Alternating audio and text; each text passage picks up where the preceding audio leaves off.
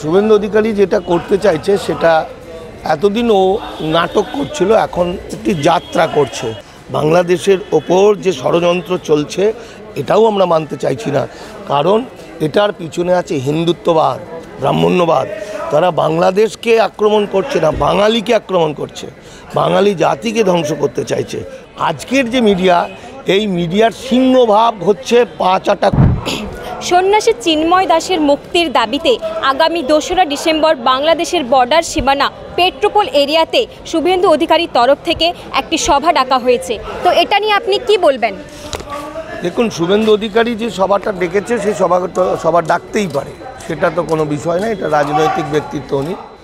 কিন্তু কি কারণে সভা ডেকেছেন সেই সভাটা হচ্ছে, যেটা আমরা জানি, সেটা উনি বলতে চাইছেন যে বাংলাদেশের ইসকনের যে প্রতিনিধি চিন্ময় দাসকে গ্রেপ্তার করা হয়েছে, এই বিষয়ে বাংলাদেশের পণ্য ঢোকা বন্ধ করে দেবো। এটা দিয়ে শুভেন্দু অধিকারী যেটা করতে চাইছে সেটা এতদিন ও নাটক করছিল, এখন একটি যাত্রা করছে। যেমনভাবে তিলক কেটে কখনো কখনো যাত্রার ঢঙে হরিকীর্তন করে, সেরকম এটা ওর একটি যাত্রা। ওই চিন্ময় বলে কোন কোথাকার এক অশিক্ষিত সাধু বাবা যে মিথ্যা করে বলে ভগবান তাকে আশীর্বাদ করেছে, স্বপ্ন দিয়েছে, সে যদি একটা ইন্টারন্যাশনাল ফিগার হয়ে যেতে পারে, আমি শুভেন্দু অধিকারী কেন পারলাম না?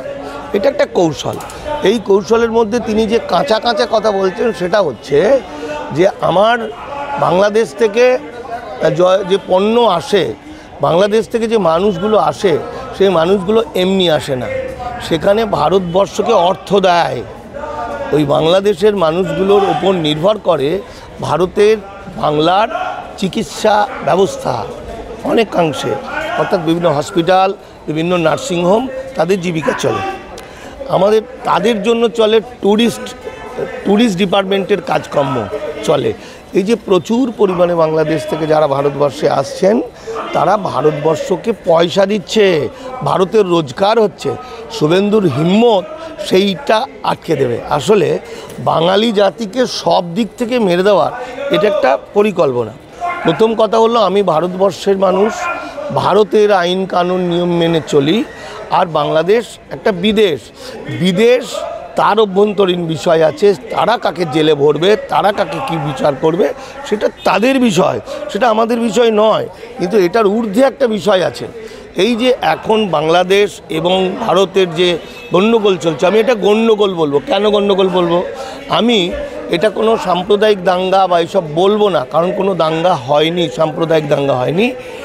আর বাংলা, পশ্চিমবাংলা আর বাংলাদেশ, আমরা সবাই বাঙালি।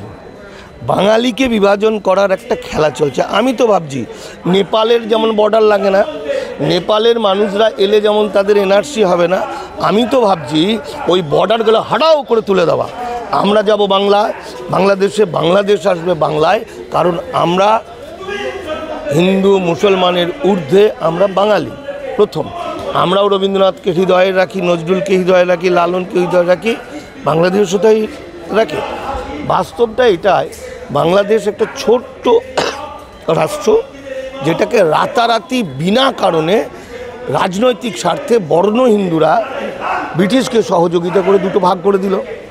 এবার তাদের একটি ছোট্ট রাষ্ট্র থেকে তারা কত কষ্ট করে রাষ্ট্রটাকে তৈরি করছে, এবং সেই রাষ্ট্রের কোথায় প্রতিবেশী ভারতের সবসময় উচিত তাদের বুক দিয়ে আগলে রাখা, তাদেরকে ভালোবাসা, সহযোগিতা করা।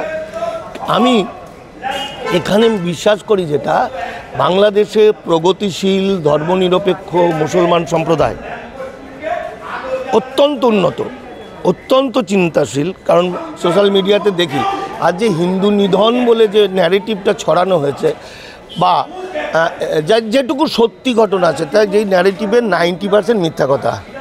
এই যে গত 1-1.5 মাসের মধ্যে দাঙ্গাতে মারা যাওয়ার সংখ্যা 9 জন, কিন্তু সারা পৃথিবীতে প্রচার হচ্ছে ওখানে গৃহযুদ্ধ চলছে, জেনোসাইড হচ্ছে। এটা একটা রাজনৈতিক কৌশল। তো আমি বিশ্বাস করি যে ওখানকার শিক্ষিত সম্প্রদায় আর এখানকার হিন্দু প্রগতিশীল শিক্ষিত সম্প্রদায়, ওখানে হিন্দু মুসলমান বোধ শিক্ষিত সম্প্রদায় প্রগতিশীল, আর এখানকার হিন্দু মুসলমান বোধ চাই তারা এটাকে পছন্দ করছে না, এই অন্যায়টাকে মানতে চাইছে না। বাংলাদেশের ওপর যে ষড়যন্ত্র চলছে এটাও আমরা মানতে চাইছি না, কারণ এটার পিছনে আছে হিন্দুত্ববাদ, ব্রাহ্মণ্যবাদ। তারা বাংলাদেশকে আক্রমণ করছে না, বাঙালিকে আক্রমণ করছে, বাঙালি জাতিকে ধ্বংস করতে চাইছে। আজকে সারা পৃথিবীর বিভিন্ন জায়গা থেকে যে চক্রান্ত করে বাংলাদেশকে অর্থাৎ বাঙালিদের আঘাত করতে চাইছে, এবং সংখ্যালঘু যে বাঙালি তারা যে আতঙ্কিত হয়ে আছে, এবং এই যে চিন্ময় বাবু ইনি অমনি একটি দালাল, যে দালালটা হিন্দুত্ববাদের নাম করে বাংলাদেশের হিন্দুদেরকে এমনভাবে আগুন দিচ্ছে যাতে ওরা বর্ডার পেরিয়ে চলে আসে। তার কারণ আইনত বর্ডার পেরিয়ে আসতে পারবে না, কারণ ভিসা দেওয়া বন্ধ হয়ে গেছে, বর্ডার স্লিপ দেওয়া বন্ধ হয়ে গেছে। ফলে ওখান থেকে যেই এরা চলে আসবে তখনই আদানি আম্বানির পকেটে ঢুকে যাবে, ভারত সরকার তাকে দাস শ্রমিক বানাবে। এটাই আইন, এটাই আমার গবেষণা, এটাকে অনুপ্রবেশকারী চিহ্নিত হয়ে যাবেন। এটা টোটাল একটা পরিকল্পনা। এই পরিকল্পনায় অংশ নিয়েছেন একটি অশিক্ষিত ভণ্ড বদমাইশ মানুষ, ঠাকুরের নাম করে সে বদমাইশি করে চলেছে। সেটা হলো চিন্ময় বাবা না কি, সে আস্তে আস্তে তার আসল উদ্দেশ্যটা পরিষ্কার হয়ে যাবে। এবং বাংলাদেশের আমরা অনেক সময় কি বলছি, বাংলাদেশের সংখ্যালঘুরা নির্যাতিত, তো সংখ্যালঘুর সংখ্যা কত? হিন্দু সংখ্যালঘুর সংখ্যা বাংলাদেশের হিসাবে 7.5% কি 8%। তাহলে 7.5%, 8%-এর এত ক্ষমতা, তারা বাংলাদেশের জাতীয় পতাকার উপর গৈরিক পতাকা তুলে দেয়, বিজেপির পতাকা তুলে দেয়, হিন্দুত্ববাদের পতাকা তুলে দেয়। তাদের এত ক্ষমতা, তারা বাংলাদেশে বসে বাংলাদেশকে দখল করবে সেই অখণ্ড ভারতের কথা বলে। তাদের এত ক্ষমতা যে সে বাংলাদেশে বসে জয় শ্রীরাম বলছে। ইসকনের জয় শ্রীরাম স্লোগান ছিল বলে আমরা জানি না। প্রথম কথা, ইসকন কোনো ধর্মীয় সংগঠন সেই অর্থে নয়, কারণ ইসকন আর হিন্দু তো নয়, কারণ হিন্দুর সঙ্গে ইসকনের বৈষ্ণবের সম্পর্ক আলাদা। এই ব্রাহ্মণ্যবাদীদের অত্যাচারের ফলেই কিন্তু শ্রী চৈতন্য বৈষ্ণব ধর্ম তৈরি করেছিলেন, ঠিক আছে? এই কারণেই তৈরি করেছিলেন। ফলে ইসকনের সঙ্গে বাঙালির কোনো সম্পর্ক নেই। ইসকন একটা এনজিও, যে এনজিওরা সারা পৃথিবীর বিভিন্ন জায়গায়, কয়েকটি জায়গায় নিষিদ্ধ হয়েছে, বাংলাদেশের ইন্টারনাল পলিটিক্সের মধ্যে ঢুকে গেছে, এবং বাংলাদেশ বলেই, বাংলাদেশের ধর্মনিরপেক্ষতা এবং গণতন্ত্র আছে বলেই ইসকন কিন্তু ওখানে 100টা মন্দির করতে পেরেছে। সুতরাং যে যাই বলুক, আসলে এটা বাঙালিদেরকে শেষ করে দেওয়ার জন্য, আর বাংলায় যে ওয়াকফ বোর্ডের মাধ্যমে বিল করে মুসলমানদের সমস্ত সম্পত্তি করে নেওয়ার যে চক্রান্ত চলছে, তার থেকে দৃষ্টি ঘুরিয়ে দেওয়ার জন্য বাংলাদেশ ইস্যুটাকে হিন্দুত্ববাদীরা সামনে নিয়ে আসছে। মানুষ বোকা, বাংলাদেশের থেকে চলে আসা উদ্বাস্তুরা যাতে সারাদিন হিন্দু হিন্দু হিন্দু হিন্দু হিন্দু করে, আর সেই সুযোগে তারা তাদের সর্বনাশটা করে দিচ্ছে। বিজেপিরা মণিপুর ও মেঘালয়ের হিন্দুদের নিয়ে একেবারেই চিন্তিত নয়, তারা নাকি বাংলাদেশের হিন্দুদের জন্য মায়া কান্না করছে। এটা নিয়ে আপনার কি বক্তব্য? দেখুন, এটা তো বিজেপির সবচেয়ে প্লাস পয়েন্ট। বিজেপি যেটা করে সেটা বলে দেয়।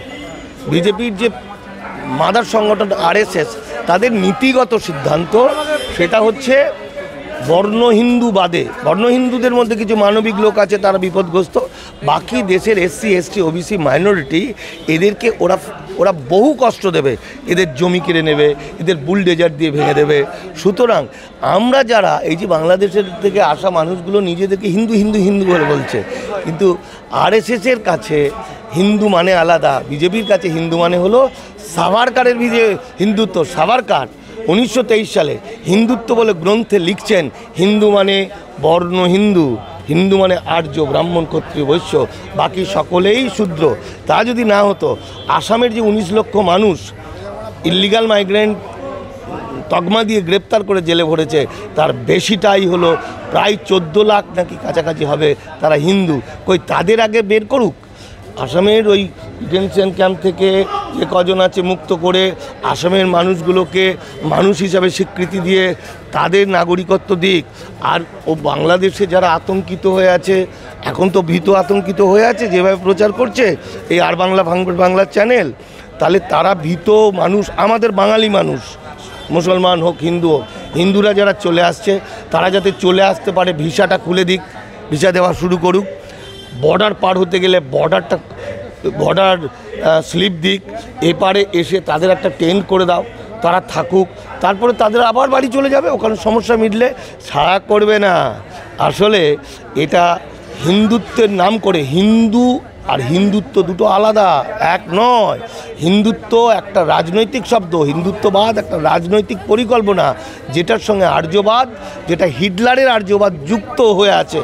ফলে আপাত চোখে আমরা মনে করছি যে মণিপুরের জন্য কিছু করছে না, হিন্দুরা করছে, করবে কেন? মণিপুরে 500-র বেশি মানুষকে গলা কেটে রিভলভার দিয়ে খুন করে দিচ্ছে, গৃহযুদ্ধ লাগছে। আমি মণিপুরে যাই, সেখানে কাজ করি, ওখানে মণিপুরটা বিজেপি নিজে গৃহযুদ্ধ লাগিয়েছে। এই গৃহযুদ্ধটা সারা ভারতবর্ষে ওরা লাগাতে চাইছে। তাহলে মণিপুরের সঙ্গে বাংলাদেশের সম্পর্ক নেই। বাংলাদেশের ইস্যুটাকে নিয়ে এখানকার উদ্বাস্তুদের হাতে অস্ত্র তুলে দিয়ে যাতে উদ্বাস্তু হিন্দু এবং মুসলমানদের মধ্যে কাটাকাটি মারামারি হয় এবং সেই সুযোগে ওয়াকফ বোর্ডের বিল এনে সব মুসলমানদের সম্পত্তি নিয়ে নেওয়া হয়, এটা বিজেপির একটা পরিকল্পনা। যারা বোঝে না তারা ভবিষ্যতে বুঝবে আমরা আর কী করতে পারি। আমাদের দেশের কয়েকটি মেন স্ট্রিম মিডিয়া বাংলাদেশের এই ঘটনাকে নিয়ে পশ্চিমবঙ্গে উত্তেজনা ছড়াচ্ছে, তো এটা নিয়ে আপনি কি বলবেন? এটা আমি বলবো, বুঝবে খুঁড়ি বেলা হলে। বাংলায় একটা শব্দ আছে, আমি মিডিয়ার লোক, আমি কলকাতা টিভির অ্যাডভাইসার ছিলাম এবং tehelka.com-এও আমার বিখ্যাত নিউজ আছে আমার দেওয়া। বাংলা স্টেটসম্যানে আমি কলম লিখতাম। ফলে জানি আজকের যে মিডিয়া, এই মিডিয়ার সিংহভাগ হচ্ছে পাঁচাটা, এরা বেশিটা মিথ্যা কথা বলছে। শুধু তাই নয়, আমার যে বন্ধুবান্ধবরা এখন TV9 বা বিভিন্ন চ্যানেলের যে বড় বড় পোস্টে আছে, খুব দায়িত্বশীল পোস্টে, তারা গোপনে ফোন করে এবং তারা বেশিটাই হলো উদ্বাস্তু পরিবারের ছেলে। পেটের দায়ে তারা তার সন্তানকে শেষ করছে, তার বউকে শেষ করছে, তার পরিবারকে শেষ করছে, কারণ আইন কাউকে ছাড়ে না, আইন সকলের জন্য সমান। অর্থাৎ এদের কান্নাটা কিছুদিন পরে শুনতে পাবে। এই যে এখন তো কোর্টে আসছি, ইমপ্লিমেন্ট হচ্ছে অনুপ্রবেশকারী ধরার কাজ, অর্থাৎ এরা সবাই ধরা পড়ে যাবে। কিন্তু এদের ওই আর কি একটু রোজগার করা, একটু করার বলে এরা দেশদ্রোহী।